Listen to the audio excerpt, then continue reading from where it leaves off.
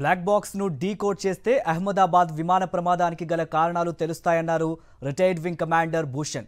తక్కువ ఎత్తులో ప్రమాదం జరగడం వల్ల ప్రయాణికులను రక్షించేందుకు పైలట్లకు అవకాశం లేకుండా పోయిందన్నారు. టేకాఫ్ సమయంలో ఇంధనం ఎక్కువగా ఉంటుందని, అందుకే ప్రమాదం ఆ స్థాయిలో జరిగిందని తెలిపారు.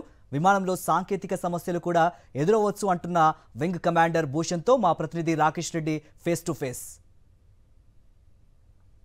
అహ్మదాబాద్ విమాన ప్రమాదం తర్వాత ఇప్పుడు ఎక్కడ చూసినా బ్లాక్ బాక్స్ గురించే చర్చ జరుగుతుంది. నిజానికి బ్లాక్ బాక్స్లో ఏముంటుంది, ప్రమాదానికి సంబంధించిన అన్ని విషయాలు అందులో ఉంటాయా?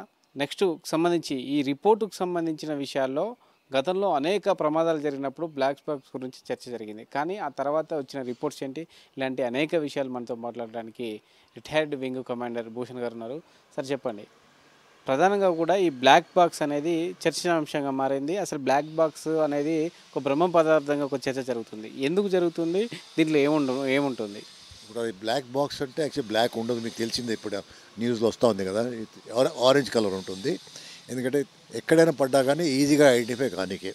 కానీ ద డేటా ఏంటంటే ఇంజిన్ డేటా, పైలట్స్ ఏం చేస్తున్నారు, ఎయిర్క్రాఫ్ట్ ఎట్లా బిహేవ్ చేసింది, ఏమి జరిగింది, ఏ కంట్రోల్స్ ఎట్టుపోయినాయి, లోపల ఇంజిన్ పారామీటర్స్ ఏముండెను, ఇవన్నీ ఇన్ఫర్మేషన్ దాంట్లో ఉంటుంది. కానీ ఈజీగా డికోడ్ ఇమ్మీడియట్గా మీకు బ్లాక్ బాక్స్ దొరికింది, ఆ సీడీ పెట్టుకున్నాం బయటకు వచ్చేది అట్లా కాదు. అది ఇట్ టేక్ సమ్ టైమ్ దానికి డీకోడ్ చేయడానికి. మీకు కోడింగ్లో ఉంటుంది అండ్ థౌజండ్ పారామీటర్స్ దాంట్లో ఎన్కోడ్ అవుతాయి అన్నమాట. సో అది it will take a bit of time, but దాంట్లోకి వెళ్ళి వీ కెన్ మేక్అవుట్ ఏమైంది. పాసిబిలీ ఎయిర్క్రాఫ్ట్ ఏదో డిఫెక్ట్ ఉండొచ్చు, ఇంతవరకు బయటికి పడలేదు, ఎప్పుడు ఆ సిచ్యువేషన్ రాలేదు.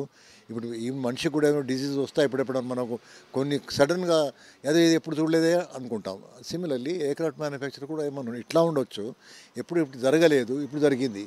సో అందరికీ దాంట్లో ఇంట్రెస్ట్ ఉంది ఇప్పుడు టు ఫైండ్ అవుట్ ఏమి జరిగిందని. సో నాకు అనిపిస్తుంది నెక్స్ట్ 2-3 మంత్స్లో ఇవి డీకోడ్ అయినాక, ఇప్పుడు గవర్నమెంట్ కూడా ఒక కమిషన్ పెట్టింది కదా, 3 మంత్స్ టైం ఇచ్చినారు వాళ్ళకి.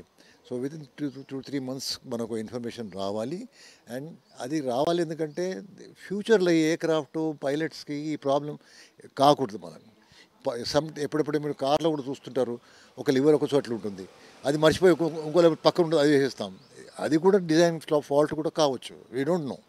ఈ బ్లాక్ బాక్స్ మీరు ఎల్లో కలర్ ఉంటుందని చెప్తున్నారు, కానీ బ్లాక్ బాక్స్ అనేది ఆరెంజ్ కలర్లో ఉంటుంది అంటున్నారు. కానీ ఎందుకు బ్లాక్ అని పేరు పెట్టారు దానికి?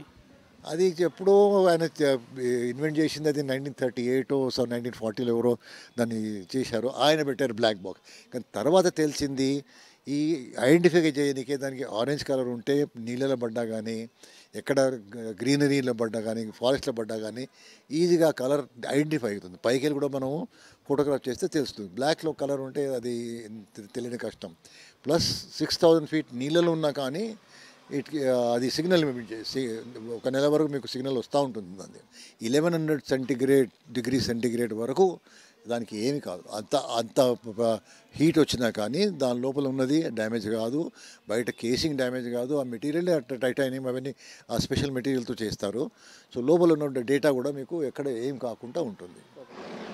సంబంధించి మనకు అహ్మదాబాదు ప్రమాదానికి సంబంధించి అయితే చాలా ప్రశ్నలు అయితే వినిపిస్తున్నాయి. మొత్తం కూడా అందరూ కూడా బ్లాక్ బాక్స్ పైన ఆశలు పెట్టుకున్నారు. దాన్ని కోడింగ్ చేస్తేనే అసలు ఏం జరిగింది, ప్రమాదానికి గల కారణాలు అంటేనే విషయాలు కూడా తెలుస్తాయంటూ కూడా రిటైర్డ్ వింగ్ కమాండర్ భూషణ్ గారు చెప్తా ఉన్నారు. దీంతోపాటు తక్కువ ఎత్తుల నుంచి ప్రమాదం జరిగింది కాబట్టి పైలట్లు కూడా అప్రమత్తం చేయడానికి అవకాశం లేకపోయింది, ఫ్యూయల్ కూడా ఎక్కువ ఉంది కాబట్టి ప్రమాదానికి తీవ్రత పెరగడానికి కారణమైందంటూ కూడా చెప్తా ఉన్నారు. అయితే 11A C2కు సంబంధించిన కూర్చున్న వ్యక్తి ప్రమాదం నుంచి వెళ్ళి అదృష్టవశాత్తు బయటపడడం అనేది కొంత సంతోషకరమైన విషయమే. అయితే ఇది కూడా టెక్నికల్గా ఎలా బయటపడ్డారనేది కూడా కొంత చర్చ జరగాలి. దానికి కూడా సంబంధించిన దర్యాప్తు బృందం కూడా కనుగొనాలంటూ కూడా భూషణ్ గారు చెప్తున్నారు. కెమెరా పర్సన్ వినోద్తో రాకేష్ రెడ్డి, సాక్షి న్యూస్, హైదరాబాద్.